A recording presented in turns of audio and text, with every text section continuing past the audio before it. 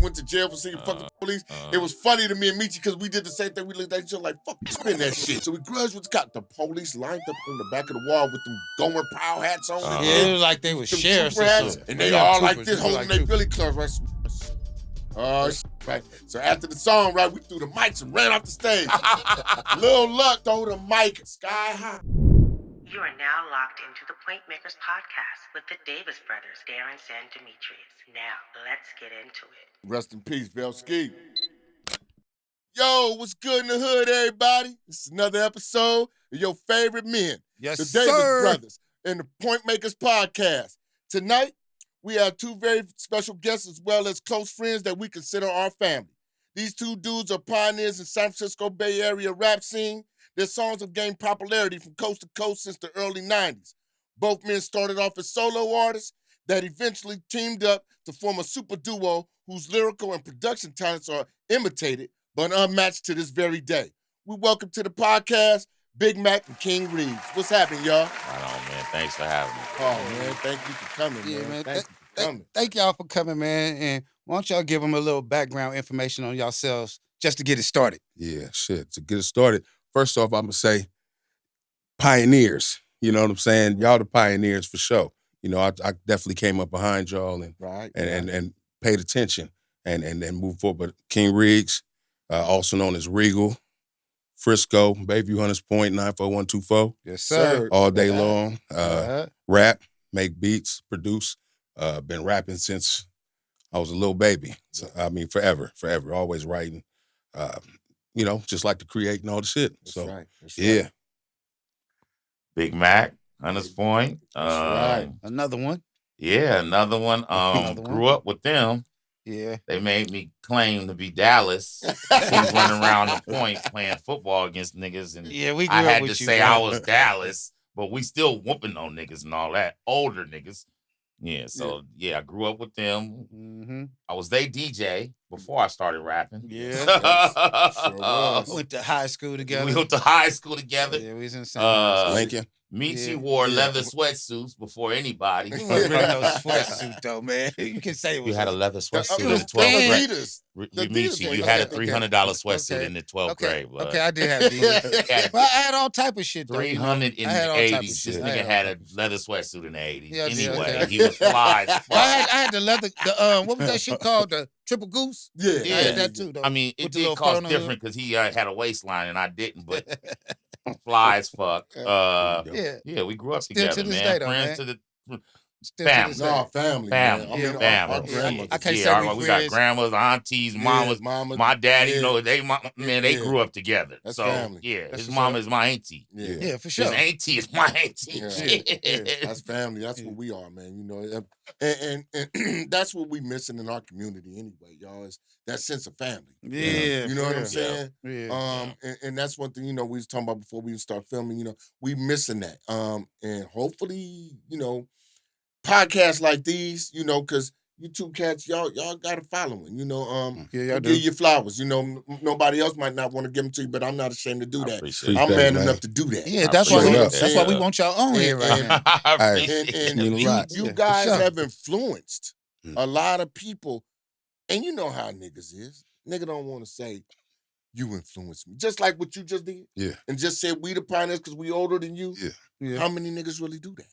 Not Right. many. Right. You I know don't what I'm saying? Because that's that jealousy and envy and shit. Yeah, jumping off right I'm there. too big to say this, and That's I'm crazy. not too Nah, big you- to say that, man, because I love y'all, man. Y'all my family. Man. Absolutely. You Love know? you too, man. Love y'all. And you know, we done did the Hunters Point anthem together. You know what I'm saying? Yeah, I It's- remember that. I was at the to video this shoot. day. Yeah. I was at the video shoot. That I remember motherfucker's that, still man. knocking. We though. still knocking. It's still knocking. Yeah. Man, I Still throw that knocking. video up every couple Hey, months just to do it. You can Yeah. put that on our Point Makers podcast. I mean, on our Point Makers page. No, because it's Can't on do old that? boy. It's on Oh Menace yeah, Man okay. So shit. we can't. I don't do have that. the original. No. Okay.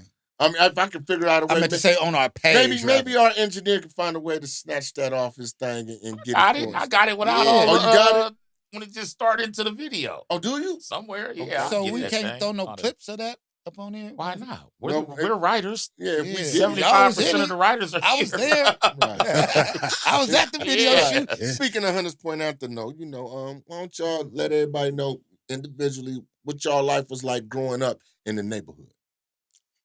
Shit, you gonna have more of a story. Oh man, like I said, we had fun, man. Grew up in the neighborhood where we could come outside, go play football all day. Yeah, we did that a lot. Niggas be starving, and afterwards go eat at TikTok or somewhere. Shit. And then from there, we started hustling. Mm-hmm. We started figuring out how to get a couple dollars. Mm-hmm. So after we started getting a couple dollars, everything that came with that happened. Like they say, how did you? Like I heard somebody ask, how did you not fall into the shit that was going into the hood? Nigga, I went through everything that was there. I fell into every trap. You know, I fell into every trap though. Right. So you mean how did I survive it? Oh, look, the grace of God. You know, God, because I went through every trap, fell through every trap. But then when we started doing music, first I was DJing and everything, but when y'all started doing music, DJing in high school and shit. Yeah, I was DJing in high school, but when the Point started doing music, Chris and them, and we saw that it was possible, then y'all found the studio, and then my other boys in West Point found the studio. I was just tagging along with y'all to figure out and sponge and book some time. Okay, right. Remember we used to write in the studio? Yeah. We wasted money, so we were writing in it. But anyway, it was still getting there and doing that. So that's how that started. Then just met walking on 3rd. The boy was doing a compilation, Fat Sack. Right. I rapped for him, and then that's how I started rapping, or becoming a solo artist or whatever. Right. Which was cool to me because, like y'all, this is the thing. Y'all had a group. Y'all had people to lean on. Mm-hmm. You know what I'm saying? I never had nobody to lean on, so I never even felt that way till now. Right. When I got with Reegz. You know what I'm saying? Now I can lean on Reegz. Now I ain't even stressing on lyrics and then I'm having fun. Right. Yeah. Right. Because you don't have to put a whole song by yourself. Absolutely. And even before Reegz, I jumped in the group with 4 Below. Right. TC and them, you know, the EPA, my partners, man. Fonz. Yeah, but it is hard to be in a group though, man. You know. Super hard. Everybody got to be on one page and that ain't always the same, man. It's not. Yeah. Nah, just like I said, with 4 Below, I told him, like I said, let's do some grown man type shit. And Dino gonna crack up when he watched this because he know I'm telling the truth. So we started doing these songs and it was like on a grown man level, right? And then out of nowhere, this nigga just did a song on his own. We let this nigga go to the studio by himself. And then what was the name of that? Run Pole on Her. He come back with a song called Run Pole on Her. I say this nigga done lost his mind. And I said, we just had to let it go from there. And he started doing this, you know, the type of stuff he wanted to do. We can imagine what that song was about. Run Pole on Her. I can't say the topic, but I'm just saying I was trying to be like the LL of the OGs or something like that. And he wanted, I'm from EPA, nigga. Run Pole on Her. That nigga went Lil Jon on y'all. That was the hook. Run Pole on Her. But anyway, take it from there. So, Reegz, what was it like for you growing up in the hood? I mean, I used to play a lot of hoops. That was my thing. I wanted to hoop back in the day. So you probably see me dribbling the ball everywhere, shooting at Drew. That's the first time we met. Well, no, that ain't where I met him. But I mean, I used to hoop at Drew. You know, just jumping over the fence when I was a little kid, just to hoop and hooping at Jolie, and you know. Was I serving you when we met? Nah. Are you sure? We can get into it. Nah. That's at the party. Nah. It's the truth. It's the truth. Before the stomach, I was kind of nice a little bit. You know what I'm saying? But Mack was always athletic, though. He was our running back. You know what I'm saying? Mack was our runner. They couldn't tackle him. It's hard knowing they couldn't bring him down. It's hard to bring him down. That's what you were saying, though. Knocking niggas out on the court. We used to run the older dudes. Yeah. Hold on. Let me cut you off real quick. One story real quick. We whooped these niggas down at Martin Luther King. Deion Otis and them.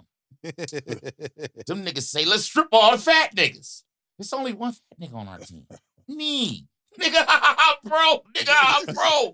I'm telling this story for a reason. I ran the TikTok. When they came back around laughing at me, these two niggas and Terrell and them, what you run for, nigga? Yeah. What you ever run?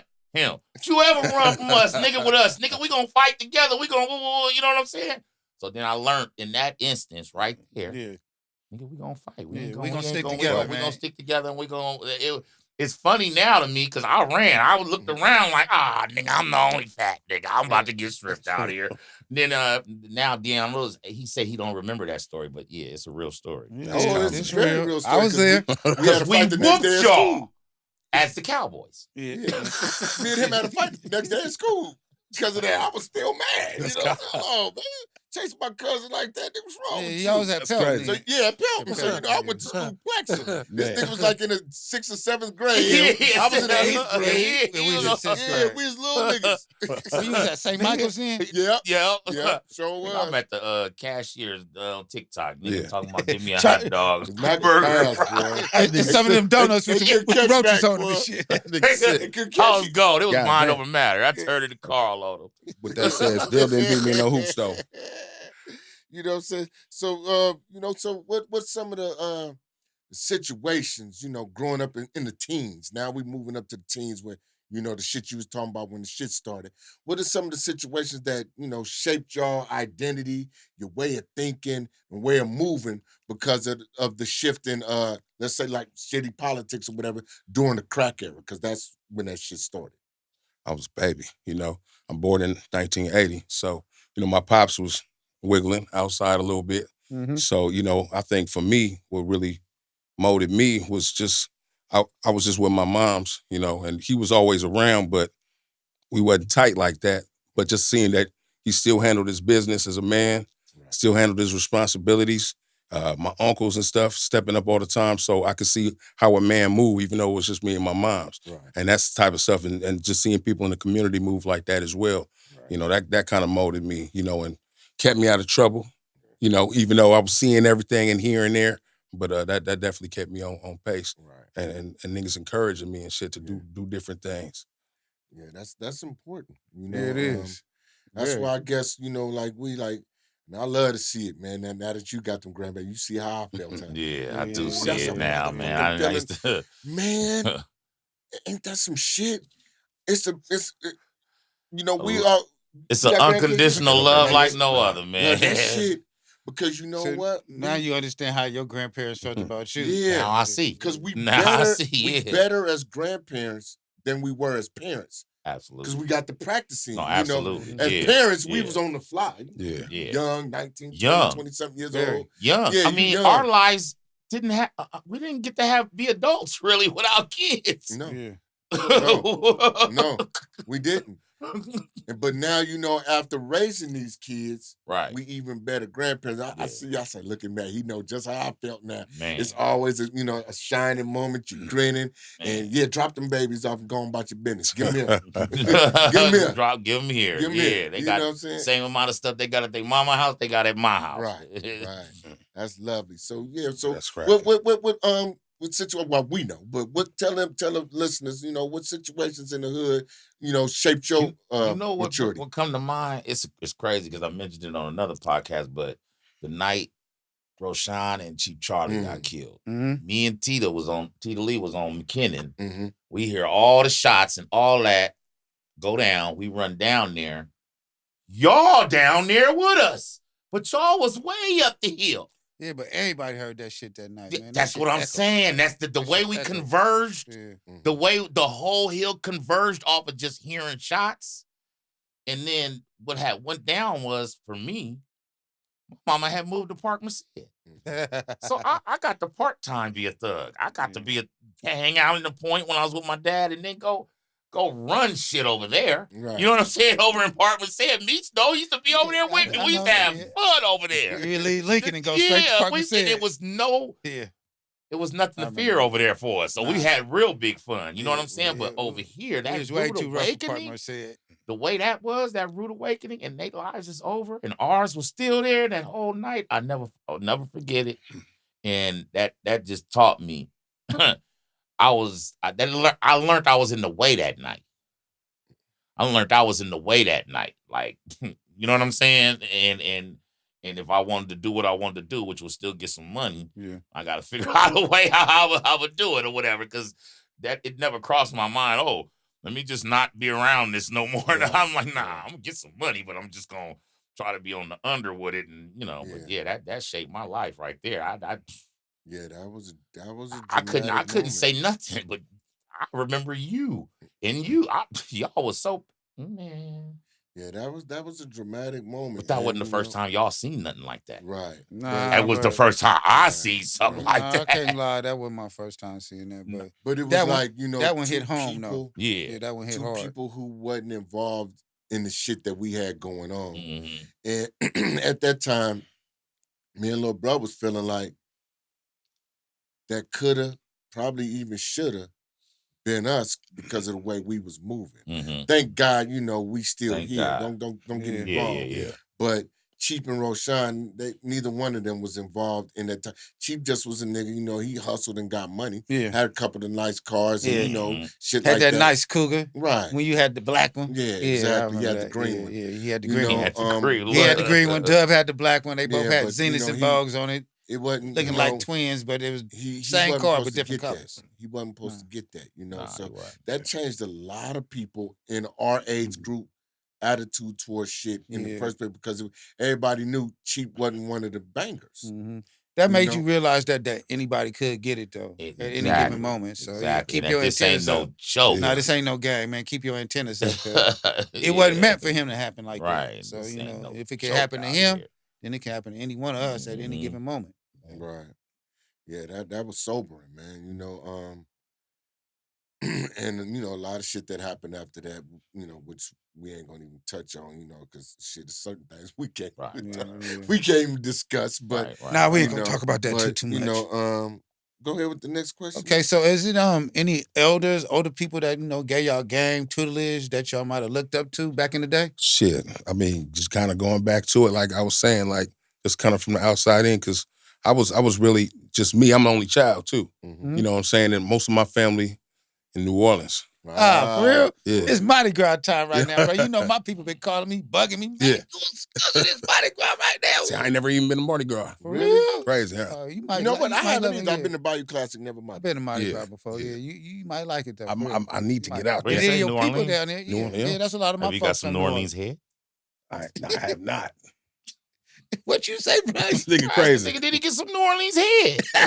I had some New Orleans head. That's what he said. That shit is Mint Scully. Looking like a crawfish, huh? I ain't been there since I was real young. Get some Cajun head, nigga. Pause. Pause. Get some Cajun head, nigga. That pause. Shit. That's what you call it? Just now, it just came out like that. Might have called it that down there. Yeah. That New Orleans shit, that's on a different level. Yeah. See what it's talking about. But for me, it was my dad, man. The way dude put me through Catholic school, through Morse, and yeah, my dad, man. I gotta say my dad. And then he, not only that, like in my family and a lot of black people family. In the 70s, it was like that generation in the 70s was taking care of their little siblings too. Right. So my daddy was, kicking out for my uncle to go to the prom and rent, cars and tuxes and doing stuff like that. Yeah, man. We used to sit up in y'all living room on McKinney, man, and he would school us about all types of shit. He gave us a You lot know of what I'm game. saying? I got some game from him. And Charlie took y'all too. You know what I'm saying? Charlie sitting there all year. Charlie, I learned. He was a little older than us, right? I learned from my Uncle Charlie just by watching him. About 6 years older than us. He was a cold. He was a cold back. Stepper, huh? He was a Charlie cold back. C was a stepper, He boy. was a That cold was my back. dude. And then I didn't even know y'all cousin James. I didn't even know my granny had helped James with the schooling thing and all that. I knew that. This is the cold part because I remember the senior, James Senior, and coming to see my granny and all that. Yeah, that's you know what I'm saying? Yeah, I remember Your that. Granny was a figure, man. That's what I didn't realize until it was later on down the line. Got streets named after her. Yeah, but I didn't realize it. That's Granny. You know what I'm saying? Granny, But I didn't realize it till later on when she getting letters from Sala Burton for people to go what is to they school. considered? What, the Super Six or something up there? Big Five. Big Five. My bad. Really I apologize to Big Five. No, but it was really six. It was really six of them. They alternate. All of two them got ladies. streets named after them right now. Yeah, and your grandmama is one Bertha of them. One of them, Espanola. and Miss Dunbar is one of them. That was my Westbrook. godmama. J-Mo grandmama too. J-Mo grandmama. Yeah, Yep, yeah. Miss Westbrook, Eloise Westbrook. So that's what really. She was like the leader Yeah, of she was. Huh? Yeah. She the one didn't play. Yeah, we know. Yeah, I used to be at J-Mo house. His grandma was food too. But that's where you got a lot of your sense of family and direction from. Anyway, that was instilled.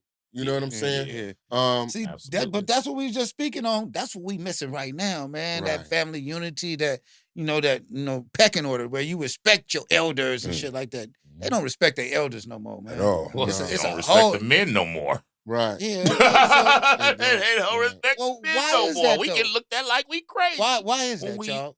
Please help me out. I hate somebody. No, I don't hate to say nothing. No, I'm going to say there's a generation of women that were raised without their dads, and they think that their uncle was enough to show them what a man is supposed to be that lives in your house. But when you ain't seen that, you don't know what a real man act like, go through, navigate. Right. You don't know none of this. So what you think in your head as a lady, it's never going to equate to what it is. Right. Unless you got a good example, and he could have been an asshole in that house. But you saw that asshole go to work every day. You saw him do this every day. You saw him do that. And then you when you got older, you probably figured out what made him an asshole. You know what I'm saying? Yeah, it might have been your mama. I didn't want to say that, but it could be either way. You know what I'm saying? It'd be reasons why. It'd be reasons why the kids later on. That's why I always tell my partners, man, just do it. Just if it's for your baby, do it. Because you know what? Yeah. When the babies grow up, they gonna ride with who's the one. Yeah, they gonna remember. They gonna remember, and they gonna ride with the one that did right. They gonna ride. They gonna remember. A real nigga to me, he gonna do whatever he got to do, whether he mad or not, man. Whether he mad or not. Take care of household, you gonna take care of That's what I said. Whether he mad or not, you gonna still do it. But you gonna be mad doing it. Still right. provide. But them kids gonna realize, because something gonna hit them one day like, oh my God, that's how you act? Oh, now I see. Now I see. Not to say there's nothing wrong. Everybody has dynamics that they go through with a relationship life. But that's what I see, because they come up with these terms about us. Narcissists. They come out with terms every 3 years. Let me tell you what the first term was. It came out about 13, 14 years ago. It was called being evenly yoked. They're throwing that shit around. Evenly yoked? I ain't going into it. Throwing evenly. We ain't evenly yoked. Y'all was throwing that around 15 years ago. Then after that, you're a narcissist. Then 5 years after that, you're toxic. Okay. Y'all keep learning new terms for shit and don't realize, look at who the motherfucker is them terms. But I'm confused now, because what really is a narcissist, man?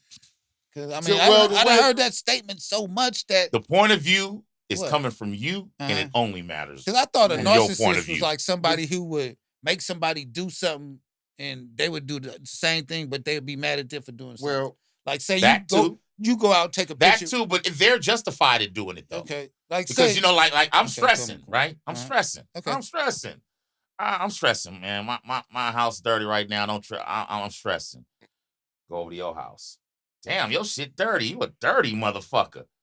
I'm stressing too. Nah, you a dirty motherfucker.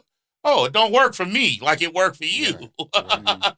You know what I'm saying? I don't get that narcissist shit. Well, it ain't to be got, because it's a term that they use that not just them, and but they twisted it. They twisted it. Advantage, just like. I'm gonna explain it to y'all. Please do, please, because I'm okay. Like the term hater. What does that mean? Y'all notice I ain't never used that. I can't stand. I never said a motherfucker hating on me or nothing. I never say that. I can't stand. Because I don't have no haters. Go ahead, little bro. I was gonna say, how could you be a hater and you giving your opinion? Right. Yeah. That's my opinion. Everybody got an opinion on what they see, right? Not hating. This is my opinion. What you hear, right? Yeah. You got an opinion on that, right, Reegz? Okay. You allowed to. You see a dude, nigga pull up, he got a Benz. The motherfucker psychedelically painted. Benz clean, but I wouldn't paint my shit like that. Ah, nigga, you hate. Yeah. I can't not like something. I can't. Yeah. I want mine all black.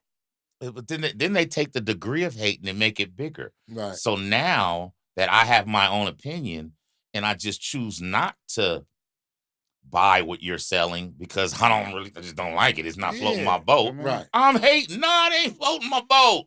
But out of nowhere, I be wanting to ask people, where are the haters at? Yeah. Can you show them to me?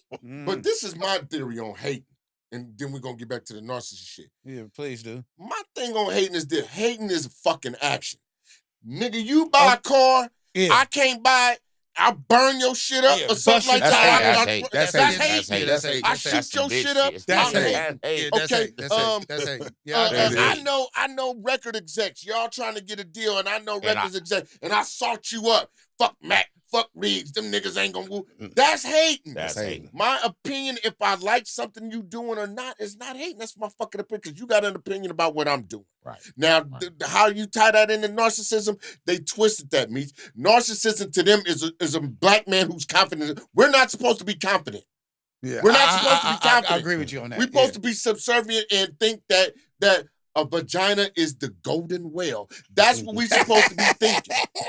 You know what I'm saying? That's what they want us to think. You know what I'm saying? Not that you. I mean, fuck that shit, man. We gonna get. Come on, man. I'm with my niggas tonight. We finna get out to the nitty-gritty, right? Let's just be real, y'all. If you know what you doing in the bedroom, that woman gonna have more orgasms than you. Nigga, we getting one and rolling over and snorting. Yeah. She getting probably 4, 5 of that. Yeah, she getting multiple. So how the hell is your sexual organ more important than mine when you get more pleasure from mine than I get from yours? I don't know. I mean, math ain't mathing. The math ain't mathing. But I guess that's when you assume that your shit is at a high commodity, or it's at a. You talking about the females? Yeah, what do they call that? What do they call that? Hubris. Hubris. Pussy hubris. Right. You think that motherfucker worth too much? Yeah. I mean, sometimes they be having people fascinated by that shit. You know, that's what I call the wee man. Y'all know what it is, though, y'all. Fucking be starving. Hey, Reegz, this social media shit. Oh, come on. I'm gonna tell y'all, it's the social media shit. Before social media, women competed for niggas. Yeah. You know what I'm saying? Because it's always less men than it is women. Now, I don't give a fuck with social media or without. It's less men than it is women. So, the women are the ones really, really competing. A lot of men don't realize that. They don't realize women by nature is very competitive. They by nature, they're very That's why they rock the Like wigs. I was telling Reegz earlier, Reegz ain't got no kids. Right. I'll be walking around like this.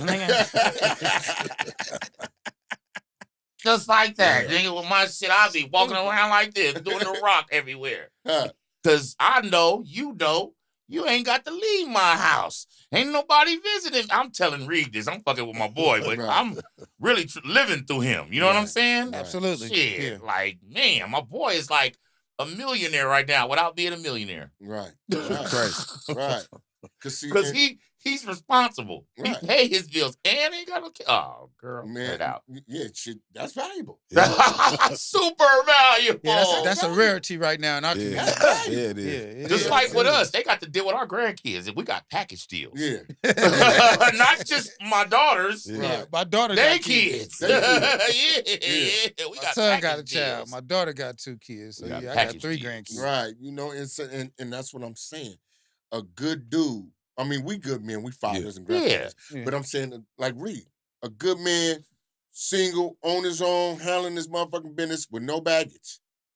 Where you gonna find a woman our age or your age like that? Nigga, that ain't happening. That shit ain't happening. Yeah, it's unfair to him. It's unfair to him. He got to go play stepdaddy. Well, no, or just, like I told him earlier. You know what I mean? If you're gonna be in a real relationship, I feel what you're saying. No, she got kids. She got baggage. Yeah. Or she don't, and she crazy, and we all got crazy. This nigga crazy. They all crazy. All of them. Sorry, ladies.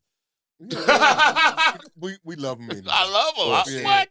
Pick the crazy you want. Right. Yeah, There you go. You're going to deal with some crazy form of you can crazy, deal just with. like they're going to deal with some form of whatever we... Dude, but the narcissism and toxic masculinity phrases, it burns my fucking soul. Because what are we supposed to do? Now, if I'm running around playing half a bitch, you want to call me all type of pussies and punk motherfuckers and everything. When I stand on my manhood like I was raised to fucking do and I'm going to do, it's toxic. It's crazy. I'm barbaric and some other shit. Like, nah, you just say like to control you. Accepting that bitch assness. And that's what they probably used to. Them soft shoot ass niggas that accept that bitch assness from them and shit. You know, you gonna stand on all 10 and you gonna make sure they do what's right. They don't like that. As a man, first you gotta recognize it if you are being a narcissist. So when them terms was coming out, when I was being told stuff like that, Start looking it up. Okay, what Yeah, is it? 'cause Looking I into done it, heard right? that shit before. What man. is it? What is it, I right? know damn well I ain't no narcissist. So then I might have didn't tell the broad this, but at that time in that relationship, yeah, I was probably a narcissist. Nah, not no probably. I was, right? Not me. But it meets Lottie and Libra. Ain't you Libra? But I don't believe in that. Meets Hold on. For one, I don't believe in zodiac shit. Okay, well, that's you. That's like you got devil a worshiping. waistline, I'm fat, and I do. That's like devil worshiping. So I don't believe in the zodiac Ain't got nothing shit. to do with nothing. I just, I don't believe in the zodiac shit. But to call me a narcissist, because I look like a narcissist is I'm like, just saying I listen to me. was. That's like me taking pictures with a bunch of bitches, right? Uh-huh. And then my bitch take a picture with a nigga and I get mad at her for doing the same thing I'm doing. That's narcissist, right? Yeah. That's hypocritical. That's hypocritical. That's hypocritical. See, that's what I'm saying. They started stretching the limits to it. But what I'm trying to say is I was a narcissist, and it took me about 3 relationships to get out of that. Oh, like, yeah, you know what I'm saying? Like, I got better and better. The next relationship, she was teaching me something. The next relationship, she was teaching me something. Then I learned, what that bitch was a narcissist. Then I moved on to the next one. Then I said, okay, both of us was. And then, you know what I'm saying? So I started recognizing and stuff like that. But, shit, I mean. I think the shit just really mean it's just all about you, narcissist. I think that's what they. No, like y'all say, they stretching that word. Yeah, once I realized what it was, once I realized exactly what it was, I can't put the exact term and definition on it. I got a feeling for it now. Yeah. It's like whenever I'm just myself, and you know, we call it somebody say something out the side of their neck.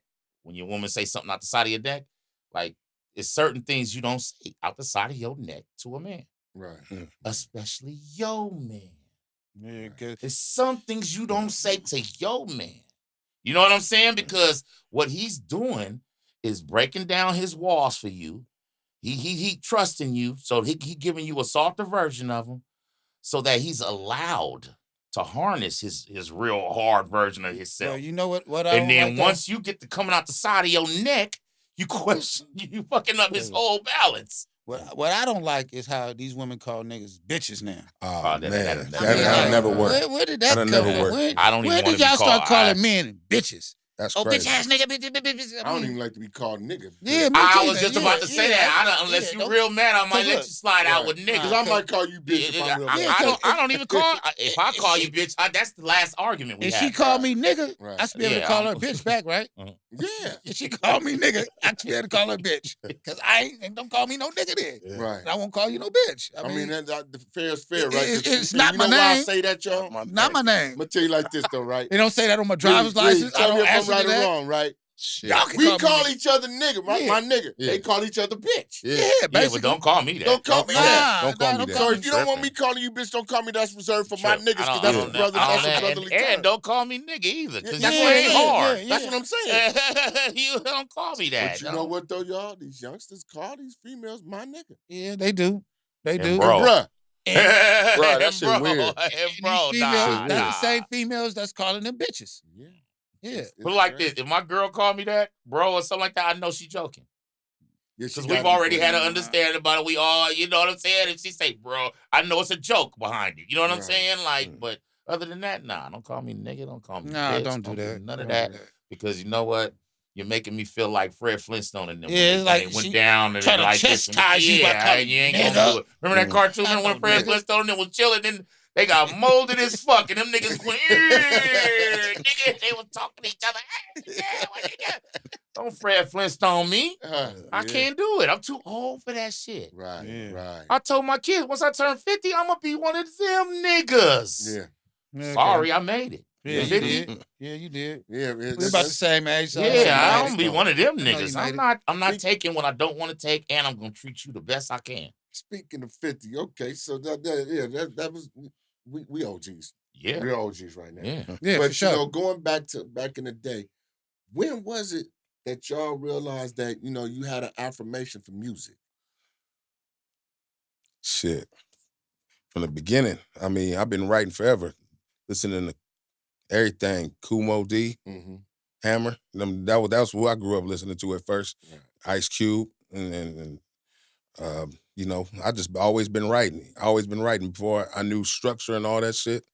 I always had a little group in elementary and middle school and high school. I mean, never stopped writing. So I don't know. I never was anybody thought like I was trying to do it to, you know, blow up or something like that. Right. It's just something that I love. That it's a passion. Time, right? Yeah. So that's why it's easy to me. Right. Because I don't try. It's just natural. Right. Yeah. And that's a good thing, because like I said, I gotta give it to y'all, man. Like especially your production skills is good. Right on. And y'all always been good lyricists, and you was a DJ, so I know your production skills is they have to be. You know what I'm saying? Because that's how all the producers start anyway as DJs. When you started in high school? Before. No, try to rap in high school. Nah. You remember the talent show in the 12th grade? After the talent show. You remember the talent show? I'm still mad about that, man. With the Heavy D? Yeah. I seen the tape. I think it was Reegz, right? Y'all was there? We took third. They took first. That you really listen, let me explain something. Let me say something. I lip synced Heavy D. Oh, okay. You did lip sync. synced Heavy D. And then, okay. Michi's whole thing was they didn't lip sync. No, we were singing. I was singing. Listen, they sung I was singing two occasions. And God bless you. Yeah. Brand new. Yeah, brand new. They did a mix. Brand new on two occasions. So they was the deal. Yeah. And they had we threw flowers. We had suits. We threw flowers in the crowd. So y'all got third place? Yeah, we got third place. For singing though. We was singing. But your choreography was there. You was dancing. You did everything. A fat nigga moving looked better. That's why I say it was kind of rigged. And then in high school, I was like one of the bad apples up in high school. He said he was one of the best. Listen, because then after the talent show, when we went to go see we Colors, went to the movies to see Colors. And it turned to something else, boy. But they thought it was something though, because I came in and y'all scared a whole nother turf in they turf. What's up, man? That's all I gotta say. I was talking shit to him. Everybody that was there can remember whatever you was there. I was talking shit to you because y'all won, but it was but joking. They took it. They took it scary. Joking. I knew you was you like, my nigga, so you should. So when I see him, I'm like, nigga, that's just like social media when we talking. But everybody and somebody get into it, and I'll be like at home, like, oh, nigga, he done said the wrong shit to Dub about to cut that nigga. Nigga after that, didn't I walk up to you and hug you? Yeah, but they didn't understand that. Because they were scared. You know why? They all wasn't for Hunter's Point. Yeah, and Colors. We was watching. We was watching the gangbang. We watching the gangbang movie. The night of the talent show, we went to watch Colors. We went to watch Colors. The whole, everybody, the whole neighborhood. West Portal, right? Yeah. Right down the street from Lincoln. Yeah, I remember that. Lincoln was cold, man. I remember, man. When I was, y'all know I was there only there. That was. They kicked my ass up out of there. But I didn't want to leave. Do you remember this? Me and Ernie P was supposed to be doing Run DMC. Oh, see, I wasn't there yet. Yeah, that's why Mack. I forgot. Hold on. I was at Reardon. But yeah, he was at Reardon. I was at Reardon. See, Dub, I know what you about to say, and that's why we wanted to sing, because I seen what y'all did when y'all was the time. They Dwight and them. Yeah. And all that. Yeah, I heard about that. Yeah, I heard about that. Yeah, they rocked it. They rocked it. They was first mad as hell, though, because we were supposed to do Run DMC. They said we couldn't do Run DMC. Why? Because they didn't like rap music. Yeah, remember it was Manny back then. Yeah. Run DMC was the... do Heavy D. That was 3 years later. Two. Because I did it that was 3 years later. Nah, but when you did it when I was a freshman? Yeah, you had to. Yeah, you had to. Yeah. Okay. Yeah. Yeah, okay. You was a freshman. Yeah. I was in 11th grade. You was a freshman. Yeah. So and they wouldn't let it. We had the brims, the leathers on. Oh man. Yeah, they told us. Who's going to be my DC? You and Ernie P? Y'all gonna do Rock Box, huh? Yeah. I already know. King of Rock. King of Rock. Oh, okay. Oh, man, I had my gazelle. Oh, man, I was ready, y'all. I was ready, y'all didn't hear that. He said he had his gazelle. Y'all don't know how much gazelles cost back then. They only went up a little bit. Okay? The price they is now. Back then. Take off maybe 100. Yeah. 84, 85, it was still that price. Yeah. You know? And they told me we couldn't do that, so then we went and got Dwight. They had to kneel behind the curtain. I was fucked up, right? They had to kneel behind the curtain, man. I mean, this shit was crazy, man. Why they had to kneel behind the curtain? Because I don't know. Oh, the kneel was Jerome, huh? No, Jerome was Dwight. Nah, he was Dwight. Not Dwight. Because the dude Kurt was Kurt was Morris Day. I thought Kurt. Okay. I was supposed to be. Not Jimmy Jam. Terry. What was the one with the curl, man? Jesse Johnson. Jesse. That's what I was supposed to be. Jesse. Now Jerome. Not Jerome. Yeah, I'm supposed to be Jesse with the guitar. Man. Yeah, you niggas had guitars. Hey, you didn't know who had the curl? I didn't. See? Nah. Yeah, everybody had curls. Well, Mack was already like that. Nigga. Mack just put a bunch of Mack was like the curl activator in this shit. He put a bunch of curl activator in this shit. Mack had the natural Jerry curl back in the day. You know you did. Yeah. We could have a movie about our shit. For real, man. It's a mini movie, man. Yeah, but so what was your first song? What was your first song? Yeah. That you recorded and published. Oh, okay. Ooh. Well, no, not even published. Just the first song you. Like at a real studio or like the home studio type shit. Either one. Shit, I tell you both. Mm-hmm. Shit. Probably. Back when Comp USA used to be around, and they used to sell the little at home whatevers, and I think it's when they first started coming up with the digital shit. So I had a little rinky dink shit at the house, and niggas from Nukem used to come up the street and rap at the house, and shit, we just used to do hella songs, shit like that at the house. But at the big studio, Ballhead Rick, R.I.P. Ballhead Rick. Peace. Yeah, rest in peace. He the first one that brought me to the big studio, and because after he heard me get down, he was like, "Oh, nigga, who doing your beats?" I was like, "That's me." It's like, "Oh, okay." Then he hit me. He was like, "Hey, come with me to the studio." We went to TC's when he was over there. Was it Waller? He's like with the enhancer. Yeah, on top of All Night Market. Yeah. Mm-hmm. No, on Waller when it was in the Mo. In Fillmore, yeah. Oh, remember off of Hate? Yeah, enhancer. When it was with enhancer. And Ballhead took me over there and introduced me to TC and all the shit, and that's how it all started. I think I was about 19, 18, something like that. So, what was the name of it? You remember? Shit, I'd be lying if I tell you. But I produced like 2 songs on that Ballhead album. So that was the first time I was really? And I was rapping on 3 songs. And in our group, we had the Heat Seekers at the time. So yeah. Nah, I didn't know that. Okay. Yeah, that was my first real. Official, I did the Fat Sack too. But the Heat Seekers, who was in the Heat Seekers? It was me. It was Teflon Don. It was Young Tef. It was Mr. One, R-Jeezy, and we had a couple other people here and there. But yeah, it was us. What about Granny's house? Boy. E-Bang. E-Bang. Bang TDS. He came later, yeah. Oh, he came later? Yeah, Okay. I was saying like at the beginning. That's what it is. But yeah, but Bang was the one. Yeah, and he took it to the next level. He took the group shit to the next level, and he hard now. That's my boy, right Paul. Hell yeah, you know what I'm saying, Paul. Yeah, Bang Bang TDS. He be killing it though. He's doing dope shit right now. But yeah, we had that, and that was probably my first get down. We used to also rap off the karaoke before all that shit. So and the nigga who really showed us was my partner Money J. He used to stay on Nukem, and he was kind of the mastermind. He knew everybody in the whole from Flatland. So you talking about Webb? Nah, my Javon. But, okay. But he introduced me to Boo Banger. That's when he was a kid, because Boo was about a couple years younger than us, but he was advanced back then. Right. So we was all young niggas rapping and just writing and rapping off the karaoke. That nigga, and shit was double with Boo, is he showed us how to double off the karaoke and all that type of shit before we had studio. Okay. So yeah, he was advanced. He was ahead of his time. So yeah. See, that's crazy how motherfuckers get creative. Huh? Yeah, you got to get creative if you ain't got nothing. So what was your first shit, man? I tripped over at a session and got on a song, Juice song, Stack Grits. Oh, really? That was my first song I ever got on. Are you serious? Yep. I ended up in the session and Juice came out. They was doing the hook with 11-5. And then he was like, "Man, you got a sick ass voice. You mind going in there doing this for me?" Yeah, you know my name. Right. I went in there and did the hook and did it from there on. Wow. His first album? Pure Pressure. Pure Pressure, yeah. Wow, really? Yeah. You know what? That's crazy, because I would have sworn if somebody would have asked me, I would have said you was starting before him. Nah, he put me on the first song. My first song I was on, crazy. Yep.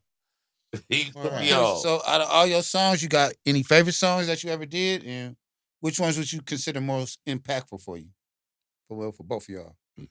I say my favorite would be Cuddy Bang because it's ghetto shit and it's high up tempo, and I was with my cousin. Mm-hmm.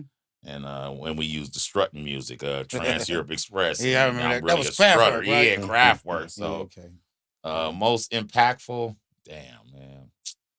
I always downgrade my shit because I don't think it did nothing positive. Nigga, Better Way was what you don't think so? Count Money? You charted Count on Money? the Billboard, right? Yeah, I guess. Impactful because You mean you guess? Better You Way don't know was what you like, did? Nigga, I see you up there. Yeah, I was on the Billboard, but Right.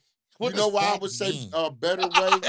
Because Better Way was like notoriety. It was impactful. Yeah. See, like Count Money, that was well, that was probably impactful to me. Count Money because I was on. Yeah, well, Count Money is the most. Yeah, because I'm on some nigga shit. That's the real shit that we was doing. Though that was like damn near. That was. But impactful to motivate a motherfucker to do better. I would say Better Way because the way you really broke and dissected shit. Yeah, I was just talking about family on that. My granddaddy and shit like that. And, right. That's why I would say Reegz. That probably was the most impactful. And that's the first rap I ever wrote. Really? Okay. Yeah. Okay. The album is my first raps I ever wrote. Right. So A Better Way was the first song I ever wrote, and then from then on, it was the first raps. Yeah, because that that even because like I said, to me, of course, it was y'all was the rappers at first. Right. I didn't have no, so that was the first album. Was that right there? Because that's like, like Prezzies Do Better, just that hook make you want to, what I'm saying, straighten some shit up. If you listening to it enough, and that's what Better Way did. Yeah, I love that hook. Shout out to Pochette for singing that. Yeah. Shout out to Stan, man. Stan with All all of us. We give a shout out we to did Stan. a video with Jamie up in Stan. Oh, okay. Yeah, we got to get Stan on, too. Yeah, absolutely. Yeah. What? Yeah. Okay, well, Reed, what about you? What's your favorite songs and which ones you would consider more impactful? Shit. I don't know. You did too many. Shit. I'll probably say, my favorite song might be one off our first tweet, The Scratch. Probably one of my Scratch. Yeah, that's Scratch. Nice that's See, that's the cool part about Reeg. Reeg might have came out after us, but he got way more projects than us. Right. Yeah. He got more projects. Right. Yeah. Staying consistent. Yeah, he got more projects. You gotta stay consistent, man. Yeah. You start making babies. Your baby's making babies. There's no consistency. Life gets to life. Yeah, me and life gets to life. Me and Doug went jobs. Look, how long it took for us to get a job? No, I was 30. I don't know. Well, I'm just saying, we was rappers for a long time. I never thought I'd have a real job. We was hustling and rapping and running around. I didn't think I would have a real job ever. I didn't either. It just felt like I was just going to be rich. I still don't feel like that. That's why, For real, man. Yeah, something going to jump because I still don't feel like that. But, yeah. Yeah, so you think that'll probably been your most impactful? Nah, impactful, I don't know. Okay, by impactful, what I mean is like, what do you think had a broader meaning to a bigger spectrum of people? You know what I'm saying? Like, you can hit the hood, with the hood shit. Yeah. You get riled up and the beat drive them. You know what I'm saying? But as far as like move your audience, you got a big fan base. Yeah, you got a big fan base, and you got a lot of, like you said, you got a lot of projects. Yeah. So your catalog is pretty thick. Appreciate it. You know what I'm saying? Mm-hmm. So, which one would you really pick? I'm trying to think. I'm like, damn, that's fucked up. But yeah. I'll say Ip Man 2, or I got one called Ip Man 2. Mm-hmm. And I think I'm gonna say that one just because, or Szechuan sauce, but probably the Ip Man 2 because it's on the hook. Because I'll be calling myself NASA too. Right. And what about that song with Papa Roo? This nigga. Oh, you really want you to know that? That dough, huh? Oh, he's sick. You want to tell stories? Yeah, he do. We got stories, but nah, Ip Man too. Cause shout out to Papa Roo. Shout out to the Roo. Houston. But everybody in the crowd be like, we want NASA. So to see, like when that part come on and everybody to say all that shit at the same time, that feel like an impact. Like, damn, okay, they really moving with it. Right. Even if you don't know all the words to the song, when that little part come on, we want NASA, and everybody saying that, like that shit impactful to me. That's, It's like, okay, I'm moving the crowd a little bit. They paying attention. So It must feel crazy when you come up with a part in the song and the crowd say it and you wasn't even thinking that was gonna happen. Shit at that crazy. part. Yeah. Like, I ain't got one of them kind of songs, but you do. I don't feel like it, but you do. We all do that because it's the one we don't think people gonna catch on to. Oh, okay. You know the one we pour into, we always think, nigga, this the one. That don't be it might not be it. Yeah. That don't be the one. Your fans gonna determine. I call which it the one "What's be the Supper" one. moment. Remember when 40 said, "What's supper?" Yeah. Burn rubber. Remember, and then everybody said that. Yeah. From then on, I call it the "What's supper" moment. That's for real. You know, so who are some of the other artists that y'all enjoyed collaborating with, and and some of the songs that that you were on with these people? Talking about jumping on compilations or featuring, or even having people feature on your shit. I liked seeing the process a lot of times. I got to sponge and watch shit. I got to watch y'all go up there and record for the Herm compilation. I got to watch Cold World, which was 11-5 and Cold World together, record for the Herm compilation. I got to see a whole lot of people do stuff so that I could sponge up and figure out what I was going to do when it was time to do it. So that process was super fun to me, not knowing that I'm in places where it's really everybody wasn't there. Everybody wasn't there for that comp. You know what I'm saying? That's a historic comp right there and all that. Everybody wasn't there for that. But remember when we was at the studio on and Squeezer said he said he'd make a bitch jump out the window. She'd get up off the ground and do the running man about his money. Yeah. Oh, damn. What did he say? When he said that shit in the verse, it empowered me. Nigga, them lyrics make like a bitch that. Jump out the window and land on her head. Jump up and do the running man to prove to the Squeezer nigga that she ain't dead. Yeah, nigga, that's the lyrics like that empowered me. Like, wait a minute. That nigga was crazy. Because it'll expand your mind. You know what I'm saying? Gave it a visual. It'll expand your mind. That's why I used to love fucking with Squeeze, man. I sit with Squeeze and leave Squeeze and talking crazy. Right. Talking crazy, man. But speaking of sponging up, Mac, I mean, like I say, nigga got to give it to you, because as far as like lyrically, niggas can't really fuck with you. I thank you. I appreciate it. I'm gonna be real with you. You know me. I'm lyrical, but really, I'm a gangster rapper. Yeah, you passionate. Yeah, I'm a gangster rapper. I'm gonna talk my shit, but Doug like telling stories. Yeah, but yeah, I do too. But Mac, you was versatile. You come with that, the metaphorically shit and all the other shit. You know what I'm saying? And that's what I think it takes to make a complete MC. Like I said, I never was really a rapper. I'm a ghetto nigga who was selling drugs and just could talk his shit. No, you're a great rapper, man. I mean, real to me, you is. Found your voice and everything. You the reason why I started rapping. Bitch's fantasy. Because you was so hard with it. I was like, man, I want to follow my brother's footsteps, man. I want to. Yeah, but I would, but I should have quit the street shit. Yeah, we all should have. Yeah, we all should have. We all should have. You're right. We all. Because I was trying to become that, that real. But remember, y'all gotta remember. Listen to this. I learned you can flip what you want to flip. Y'all took the use me up. Yeah. We went to the studio and when niggas was like strapped for life. I'm telling you, blood, these niggas was crazy. Nigga to the Bill Withers, nigga to the Sick. Nigga, so just hearing shit like, man, they give you ideas, it make you think. Right. You know what I'm saying? It make you think. I was fucking with Tita too, and he was going to the studio doing shit. All the West Point niggas I was fucking with, Millfield, Tron and them, Danny Boy, all of them. Right. Not Danny Boy, Frank and D-Mac. D-Mac, yeah. Yeah, I remember them. Yeah, they had their little crew. So, I mean, how you feel about the state of music right now and how it's taking off in the Bay Area, about the Bay Area rap music? What you feel about that? I feel like... Well, go ahead, Reed. I'm waiting to hear what you was going to say. I feel like I'll rip all these niggas. And I feel like... I'll rip all these niggas. Okay. And I feel like these niggas following each other. And they nobody wants to be unique. And once these beats come out with that drum, that shit, that old what's the nigga's name from Seattle? Pusha T and them, the fucking the Clips. Eclipse beat. I thought the drums. Baltimore or some shit, right? No, from Virginia. Virginia. East Coast. That was what's dude? So Mix-a-Lot from Seattle. They was sponging. Them niggas wasn't doing nothing. It was them niggas that was putting them out that was doing it. Pharrell was making their beats. Pharrell was their producer, the brothers of them. That was the real niggas grinding. Okay. Yeah, that's what I'm saying. So anyway, the drums is what I'm talking about. Yeah, when I'm hearing what the beats and all that, I'm like, man, be unique, man. Just be unique. And then they try to say, rap is the only thing that you can get old in. That's the only genre you can get old in. Whereas, what if you get better? Now, I know some niggas need to cut it out, but it should just be, are you horrible? Yeah, I be seeing you post that shit on the internet sometimes. Are you horrible or not? Right. If you're horrible, stop.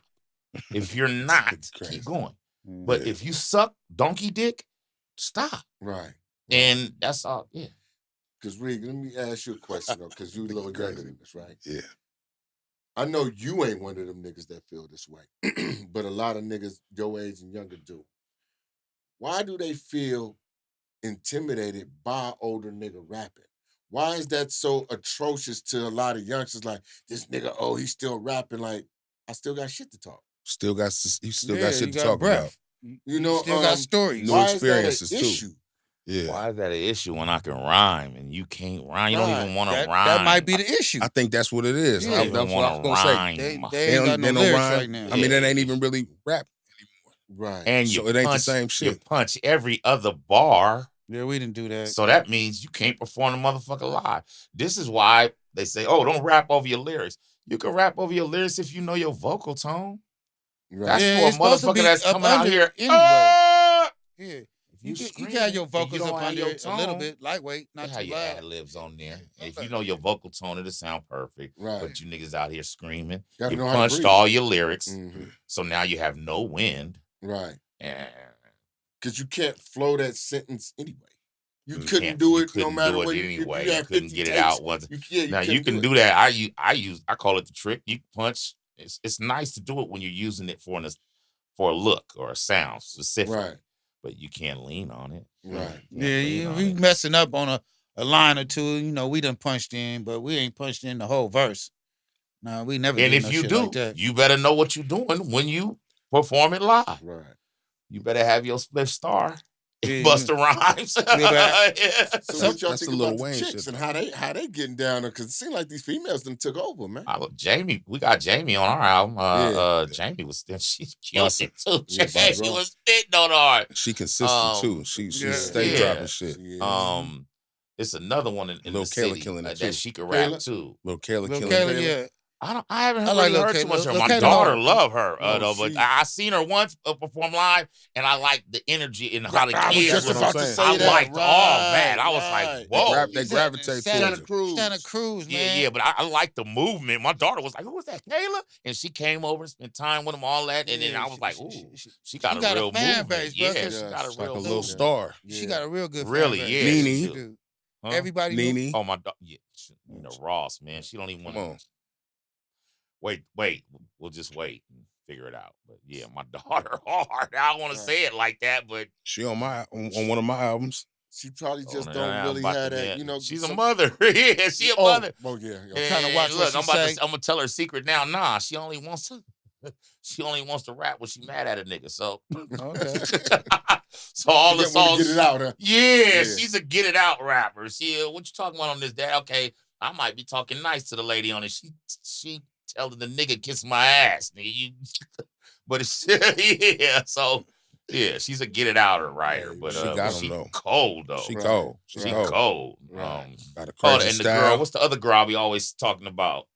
The Spanish girl. Chunky one. I like Ty SF. Yeah, I like her too. But other than that, I don't know too many other girls that rap. No, I'm talking about like the Cardi B's and the big ones. Oh, I love Glorilla. You love Glorilla? She do bust. I like Glorilla. I don't even like skinny girls, but I like Glorilla. Yeah. Glorilla, where your mama, your auntie at?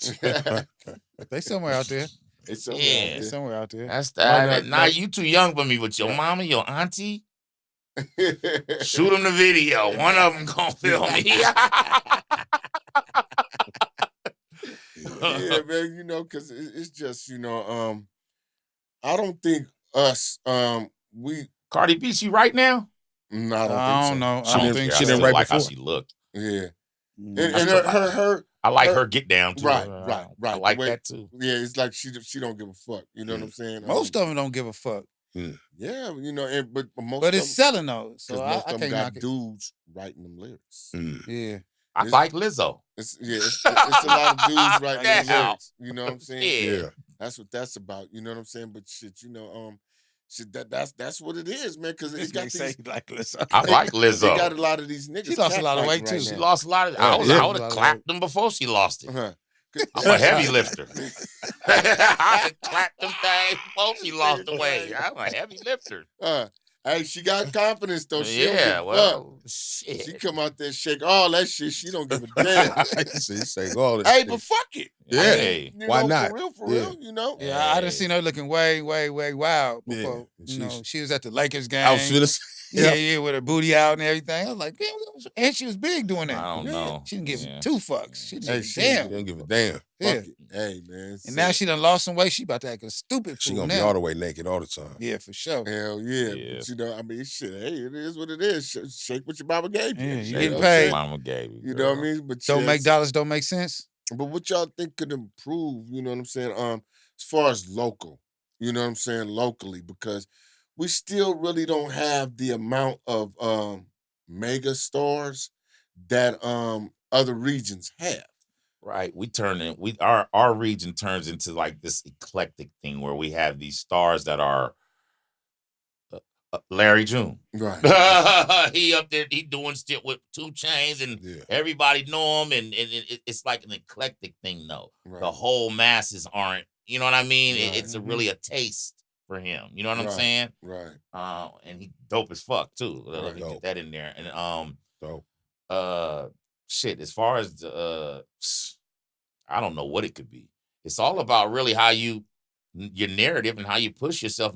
They say music, business, and we never trip on that part of it. It's really a business, man. And I don't know how the uniqueness is going to take over the business part and all that, because we see people suing their labels. How you gonna sue your label and tell on yourself that you suing them for what? What they did for you?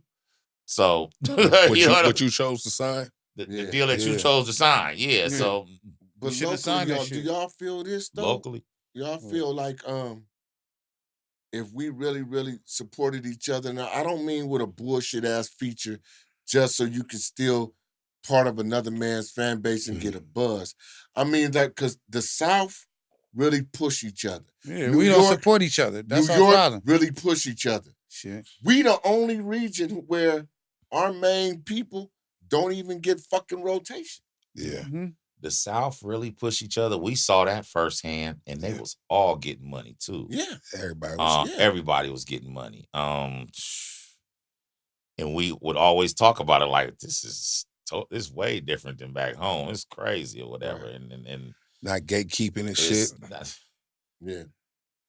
I think it came from a whole lot of independent. They say the independent hustle came from out here, right? Mm-hmm. But a lot of us came from people that wasn't really musical minded, putting our business out there, putting our music out there. It was treating our music like dope, which you can, but you got to treat it like music as well and put a different kind of money behind it than you would blowing up your bag, whatever. So,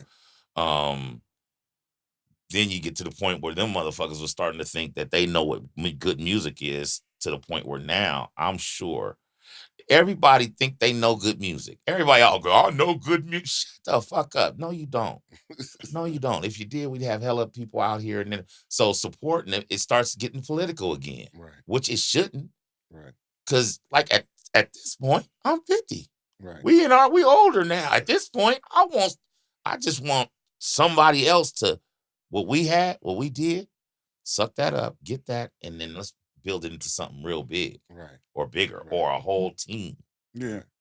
Of the youngsters, and they own their own shit. Right. We'll do what we need to do to sustain ourselves on this end, but we need to have a back in that way. Right. You know, and not just, I'm putting some money in my nephew, and then let the nephew do whatever he want. Nah. Get your nephew with somebody and y'all figure out what the plan is. Yeah. Right. What's the plan? How he gonna sound? How he gonna look? And what's his image? Yeah. You know, what's his target audience? Yeah, what's his target audience? You got the you gotta analytics. Have a oh my God, the numbers. That's all it is numbers need money and structure. Right. Numbers and structure. It's gonna start with how about being yourself? Yeah. It's gonna start with being yourself. That way, the other people can relate to you and what you rapping about, singing really about, and who you are, and all that. So let's stop copying. Let's be unique. It's hard to do that. Right. It's hard. When you feel like you got to do something else. Right. Yeah. So y'all got anything new coming out? Yeah, I got another solo album about 3 weeks. Okay. All right. Yeah. What's the name of it? Let everybody know so they can. Okay, this is the first time I'm saying it too. Oh, okay. All right. Somebody done told you wrong. Okay. That's what it's called. Somebody done told you wrong. All right. What about you, bro? I got Granddaddy Purple coming out, man. For real? It's a whole new album. First one solo album in 25. Right.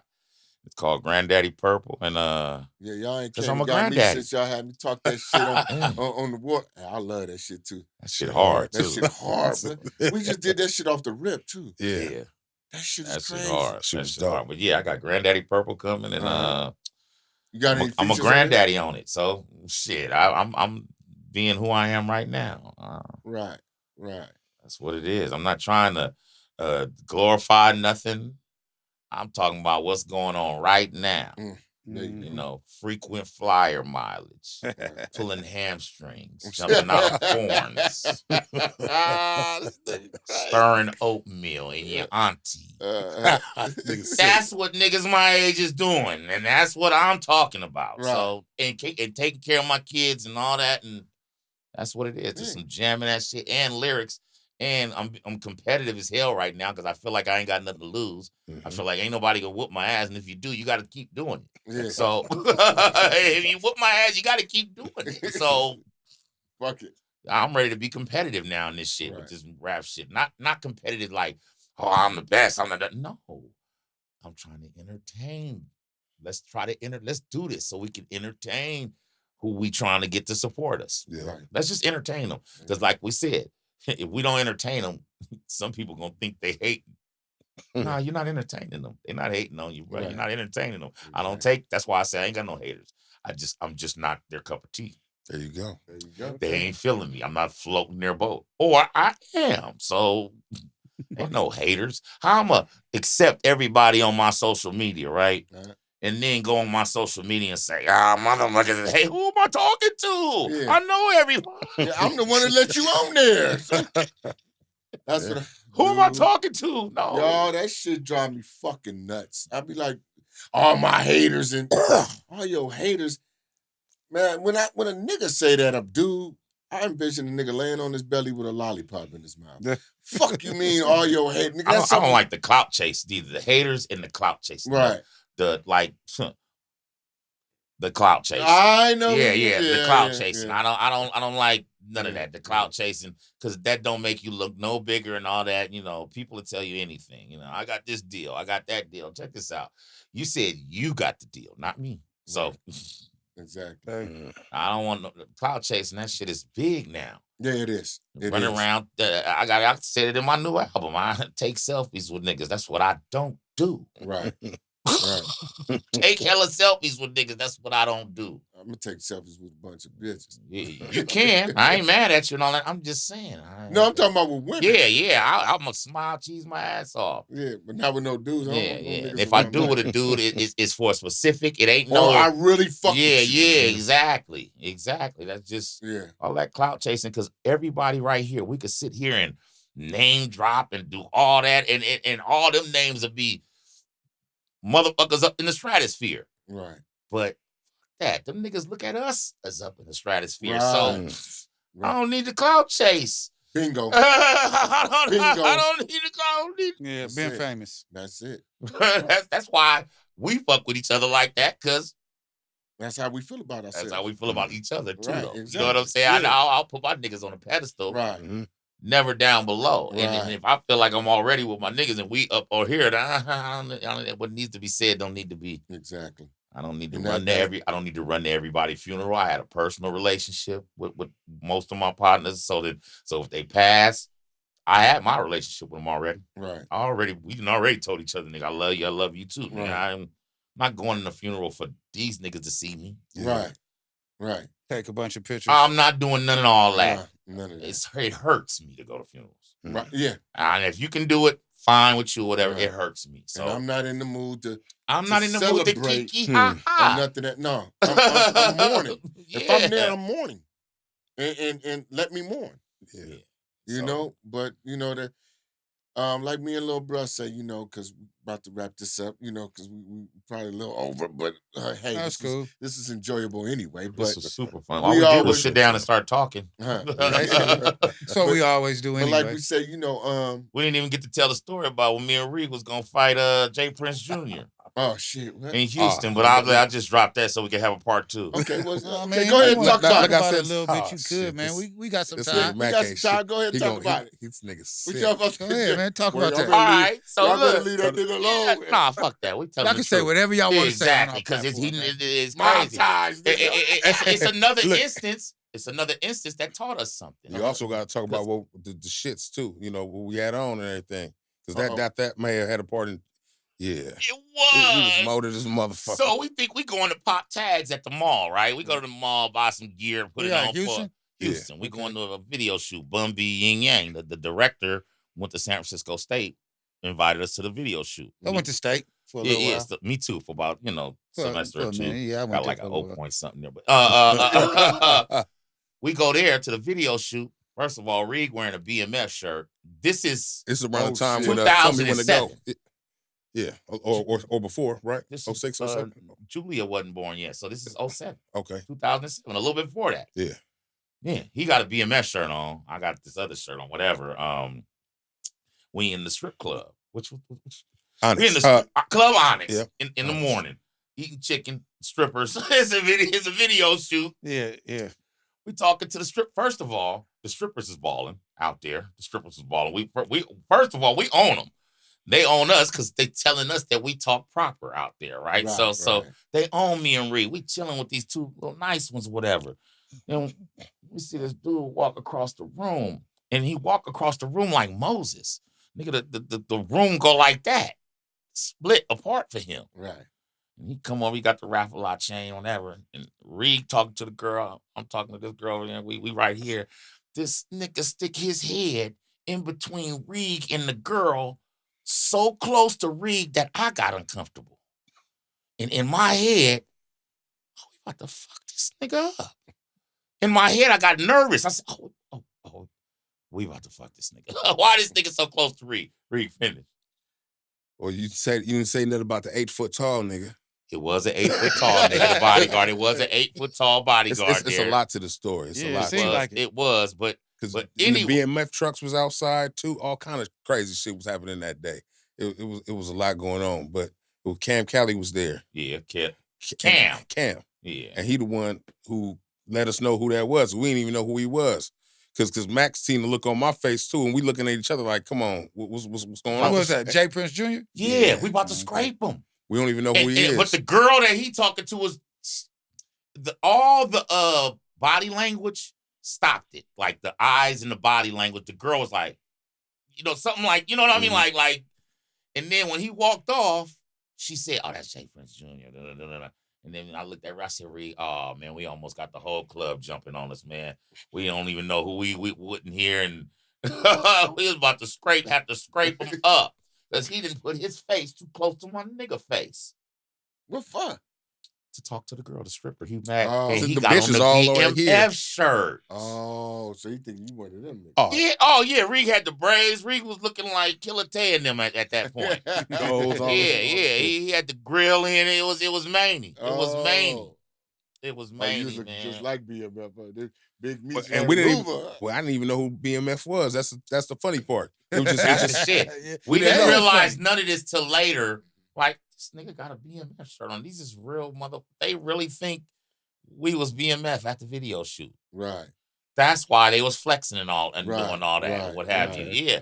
So that taught us, man. You go out, go places and stuff. Know what the fuck you putting on. Know what you put? No, not only that, but we was just like sitting ducks somewhere else in a whole nother state. Yeah. And that Frisco almost came out. That shit almost came out, and I just felt so. You know how that feeling when you about to scrape somebody or you about to fight somebody, you get nervous real quick, and then you visualize it in your head real quick, sort of like that Denzel movie. You see that shit, you know how long it's gonna take, 32 seconds. Equalizer, so much equalizer. Yeah, you see it already. That's a cold feeling. Shit, we done been in Atlanta in situations where we thought we was gonna have to scrape niggas, squeezing there, acting a goddamn fool, right? Let me tell my little issue, right? Okay, we in Atlanta. That's because he had y'all too, though. But listen what the fuck he did, though, right? So this 96. We had Jack the Rapper, so we meet the 3-6 Mafia. This before they get big and everything. So Jack the Rapper, this was after Tupac. No, it wasn't Tupac. It was Dog Pound. Nah, it was. Tupac got into it with... No, it was the Dog Pound and Luke. Tupac fought too, though. That's when they started. No, they said Pac didn't help him. No, he didn't. No, they said Pac didn't help or some shit. But he wasn't part of Death Row because it was before 96. So it was like 94 or something like that. Snoop and them fighting. Yeah, Snoop and them, because you remember they had the Luke Skywalker. No, Mr. Buster. Where, they were talking about Luke. So the big fat Luke dick. and them, Luke, they in the South, so Luke like, let's get ready to rumble, and they jump on the Dog Pound. This is what I heard. I wasn't there that time. So we after that, so now we went the year after that. Right. So they're supposed to tone down everything at Jack the Rapper now because of that incident. So we're not supposed to be rapping on stage. Cursing, doing the rap. So we made radio edits of all our shit, right? So Friday and Saturday night is Friday night and Saturday afternoon is the shows, right? So Friday night we go in there with the radio edits, right? Nigga, 3-6 Mafia get up there and do the goddamn fool. Yeah, them niggas went. And we had this funky green Cali week because Indo wasn't everywhere back then, right? So we out there when we burn it stank up the whole area. Permeate. Yeah, you know what I'm saying. So they, y'all must be from Cali, So they on our helmets, right? So they was cool though. Yeah, so very we smoking cool. with them, we chilling with them and shit. So me and me's like, man, fuck that. Niggas was cussing, nigga.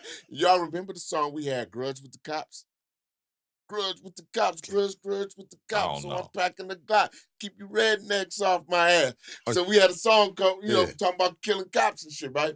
So they didn't like that shit. Fuck that. We gonna do that, right? They didn't like that. We rapping, we cussing, we talking shit.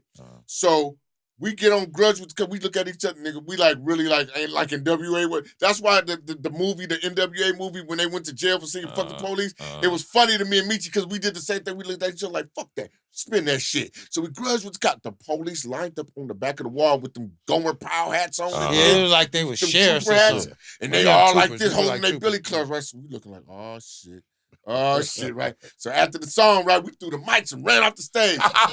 Lil Luck throw the mic sky high. And like when the mic drops, it sounds like a gunshot. Boom, right? Oh, man, so we run and jump in the minivan and we trying to back up. They block us in, right? Get your asses out. Y'all got to go pay for the mics. We say, man, we trying to catch a plane and go back to Cali. They weren't going for that shit. They said, y'all ain't going no motherfucking way. I'm like, man, y'all about to make us miss our plane. Man, so look, they ain't going for none of that we shit. get out. We don't pay for the motherfucker who sent us there. The promoters, He said he the promoter. He said he'll handle it. So we wasn't tripping. So we go to the club. We go to Club 112 that night, right? So this is right after Pac and Biggie both died, right? Okay. So they playing Get Money, Biggie song, and they mentioned we'll hit it up. So when they playing Get Money, the East Coast niggas is clowning, but they like running over some little niggas from San Diego.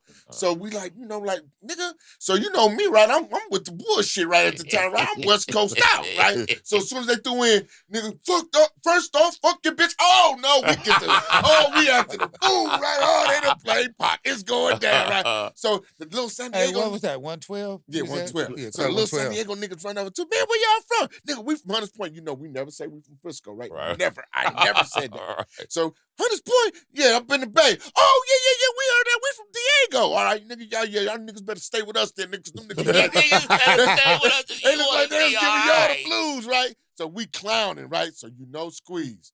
Squeeze got on all his jewelry and everything, right? And Squeeze Squeeze ass got the bankroll from BA to pay for the room and the rental car and all that shit, right? So we sitting at a table and we clowning. Now we clowning, right? Because all eyes on us, right? So we sitting at the table and the security guards come and they say, no, it was a booth. They say, in about 30, 40 minutes, y'all gonna have to move booths because we got Natron. Was it Natron Means? Yeah. It was one of them football players was coming in with his entourage, right? So we was like, okay, cool. Squeeze, fuck that. What you mean? We got to move, nigga. We got money, nigga. So he pull out the, Squeeze, right? He pull out the big old dinosaur Mexican bankroll, right? Nigga, we got money, nigga.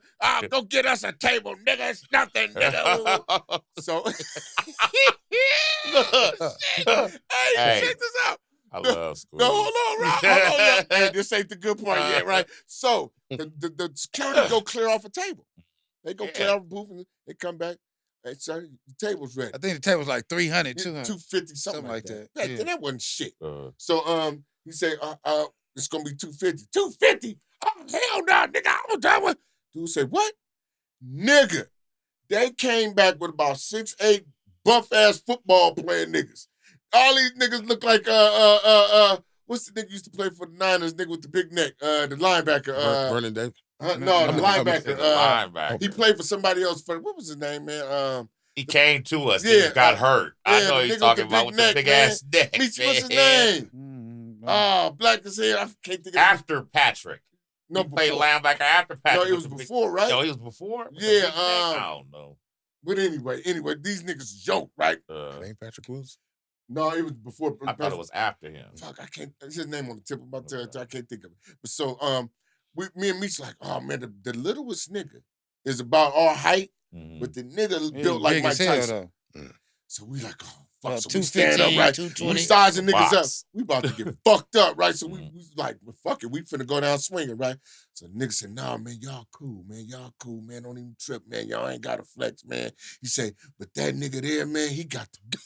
Yeah, they like, we don't play like that down here. We don't play like that down here. He perked and Squeeze did the major perk. Oh, man, they marched that nigga out the club, right? Squeeze get the... that nigga get the skull crying to the motherfucking owner of the club. They let him back in, right? The nigga come back in fixing his west side. Because he couldn't do it like this, right? So he had to fix it and put it fix. West side? Nigga, sit your ass down. Hey, man, we was like, man, them motherfuckers, man, they was serious, though, blood. I was like, oh, my God, blood. That shit ain't no joke down south, though. I swear, Rick Ross got doing this shit from Squeeze. Showing the Squeeze. You know how Squeeze is. Yeah. That's old. Nigga, Squeeze did that first. For real. Squeeze did a lot of shit first. Hell yeah.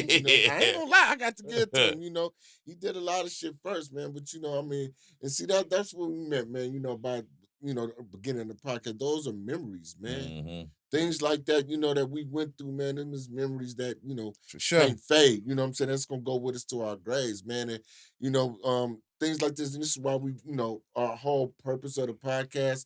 And like I said before, it's not to only get people from our community. So far, most of the people have been from our community, which is kind of quite natural. Most, not all, but most. Yeah, but to let them know that we love y'all. We got y'all back. You know what I'm saying? And we got, we want to give our people a place to sit down and express themselves and talk about what they got going on, because we being overshadowed for political reasons. I don't want to even get into that because we talked about it before the cameras start rolling, but our community, for one, Hunter's Point, we've been overshadowed on some fuckery. You know what I'm saying? We've been straight overshadowed on some fuckery. Right now, today, 2025, we are really basically the only Black community really left. And it's not even that. There ain't even that many Blacks left in our community. You know what I'm saying? But we're the only one that's left, but we the ones that's overshadowed, and we get the crumbs on the table. Yeah. Do you ever notice? I'm going to say something. You ever notice how... everybody in the city, from one section of the side of the city, was loving the mayor that we had, previous one. Yes. And the other side of the city was just like, right. That's all I wanted to say. Yeah, but what about the motherfuckers from our side of the city that didn't really want to admit what was going on? Right. Because they didn't want to say nothing. Because I'm fuck it. I'm gonna keep it 100. You know what I'm saying? It's a bunch of untalented, unskilled motherfuckers that couldn't do nothing but get a job in some nonprofit type of shit or something that was handed out. So of course I work for a Fortune 500 company. I don't need that. Mm-hmm. You feel what I'm saying? I don't need that money because I got morals. Mm-hmm. I'm not finna sell my people out. You know, I've been screaming Hunters Point since 1970 something, and now all of a sudden I'm gonna sell everybody out because we got a mayor that's putting people in, or had a mayor that's putting people in position to feed us, and these motherfuckers don't even live in the city no more. The people that was feeding us ain't even from San Francisco no more. They from Antioch. They from Pittsburgh. They not from San Francisco no more. Right. You feel what I'm saying? Right. So they can't even vote. And see, I say that to, because a lot of people think I'm tripping, and like, I don't know if you want to speak on that or not, but like the situation we was talking about, it's really how they feel about us, man. They tolerate us because, like I said, that's our community is the black threshold. So of course you got to come and bring your shit there to drain our resources because we where the center of the black people in San Francisco are. Not that you give a fuck about us, you give a fuck about how we can feed you. You know what I'm saying? And that to me that fucks me up. You know what I'm saying? That really fucks me up. You know what I'm saying? Because people ain't standing on their 10.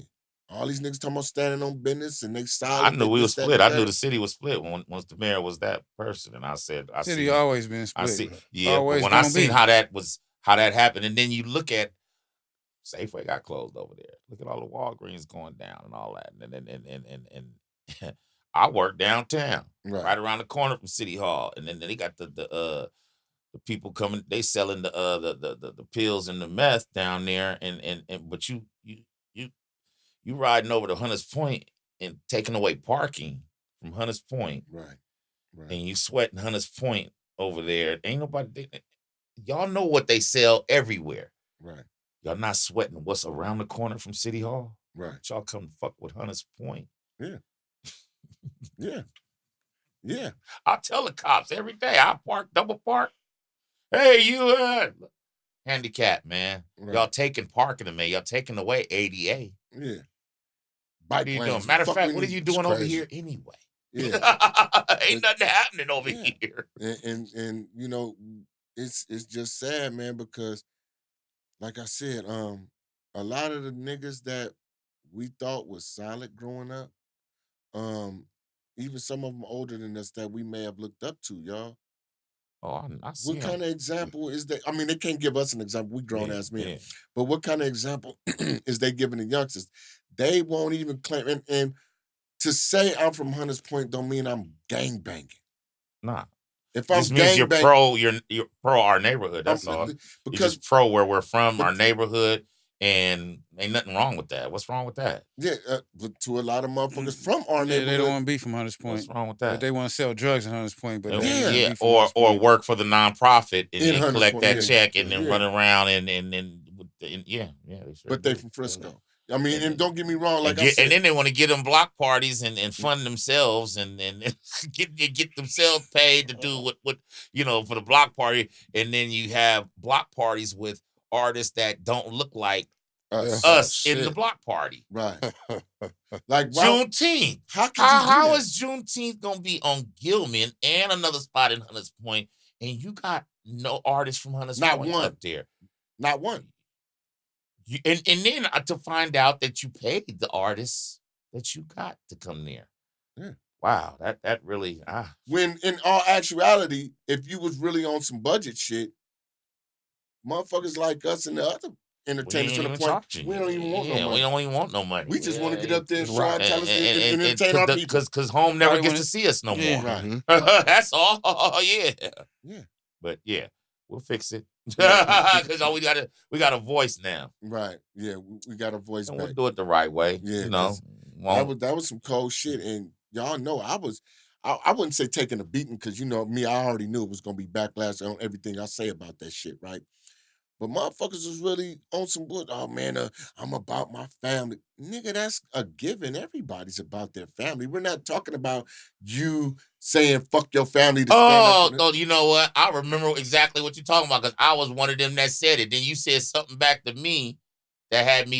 You said that like to me like that's a given. So we're not talking about that. We're talking about representing and protecting what we have here. Right. And if you're not willing to do that, stop standing like you in front. Right. That's what like you were saying. Stop standing in front. Go. Bye. Like we said earlier, right?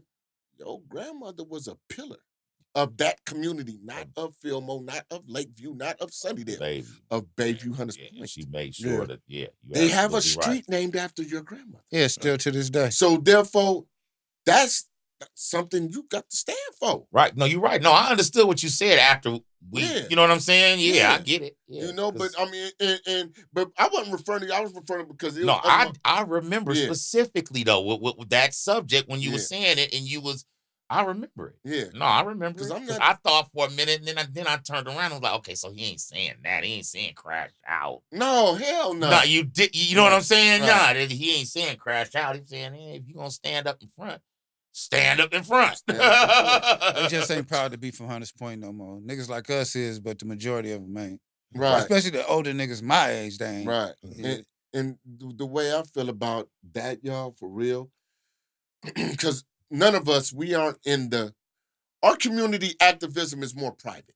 Mm-hmm. You feel what I'm saying? Mm-hmm. Like I'm pretty sure we all got a group of youngsters, not a group, but youngsters. Some youngsters that we get at us, that we mentor. Exactly. That we frequent and they listen. Because we ain't finna throw them out there and say that this nigga from this block said this.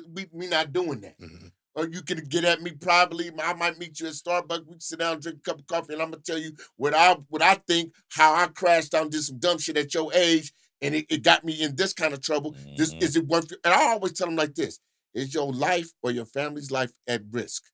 If it's not threatened, then it's really not worth it. Not over what a nigga said. You know, exactly. I mean, and now if you think this nigga gonna harm you or your family, you have to defend that by all means. You know what I'm saying? But other than that, you know, but these dudes, I think they really, and I hate to say this is because it's fucked up, but these niggas monopolizing off the deaths of our peers' kids, man. That too. These are people we grew up with, kids out here dying. Mm-hmm. Now there's people you grew up with, kids dying because they the young ones. Mm-hmm. You know what I'm saying? Mm-hmm. Like our folks' kids, they in their 30s. Mm-hmm. You know what I'm saying? Mm-hmm. But your folks' kids is late teens, early 20s. Yep, exactly. Yep. They the ones out there, you know, we don't went through it. How many people in Hunters Point actually died over some bullshit? Hundreds. Easy. Yeah. Easy. Mm-hmm. And motherfuckers, oh yeah, we got this coalition, we got this going, and it ain't stopped shit. The only shit stopped shit was prison and death. Mm-hmm. That's what stopped it. Mm-hmm. And motherfuckers moving across the bay because they tore down the projects. Moving out the way. Because they tore down the projects. Yeah. You know what I'm saying? If the projects were still up and kicking like they was, Double Rock, West Point, Sunny, all that, shit still be going on. But these niggas are scattered out now. Mm-hmm. You know what I'm saying? So they picking up new friends and new cliques and new shit to do and new robberies to hit and all that old type of shit. It ain't because of the activism of the motherfuckers that they paid to do it. There ain't no activism. You know? They talk about activism.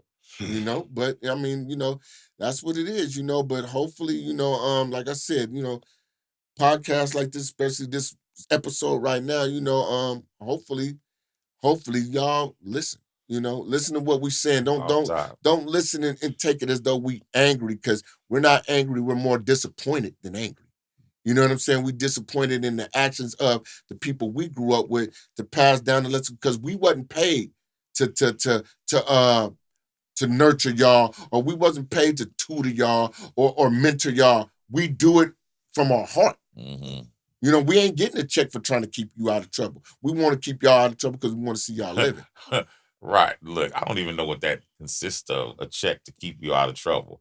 But I want to say it, but I don't want to say it because I don't know what they call it. This shit ain't working. Right. That's all to it, right? I don't feel about running around with them jobs, them city jobs, man. And get that check. Get that check. Yeah. I mean, and yeah, you know, and fuck on a baby mama here and there. Yeah. Get that check. Yeah. catch the young girl when she grow up about 16, 17, and your old ass trying to sleep with her too. You know what I'm saying? And then, like I didn't have this conversation with a bunch of women, right? Well, why can't they be community activists and be attracted to women? Yeah, of course they're attracted to women. If they're not gay, of course. But what I'm saying is, if you out there trying to save lives, a piece of pussy is the last thing on your mind. Last thing on your mind. Especially a piece of young pussy, some pussy you ain't supposed to be coming across. Or the recycle ones they didn't get when they was in their prime. Oh, shit. Yeah. Come back artists. That's what they do. That's what they do. They didn't have it that good back then. So now they. Yeah, so now you trying to spin the block. That's what they doing. That's what these niggas doing, man. Is. And it's gonna be a lot of people, y'all watch. We're gonna get some cold feedback on this podcast. Because a lot of motherfuckers thought we would never touch this subject. If you was driving up to the high school picking up girls, just don't comment. Yeah. Or if you were being picked up, just don't comment. Or if you was being picked up, don't comment. Remember that. Yeah, because that's what it is. Don't tell me don't eat pork. If you was snorting coke.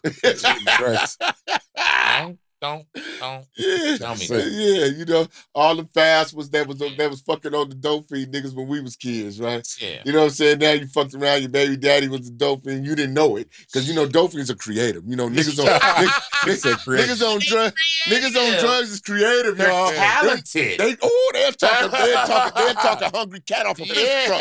You know what I'm saying? And an old girl thought he was the sharpest thing in the motherfucking world, right? And we was always looking, right? We 16, 17, like, this bitch fucking this 25-year-old dope fiend ass nigga. You know what I'm saying? But he had a piece of car, you know what I'm saying? And could talk that shit.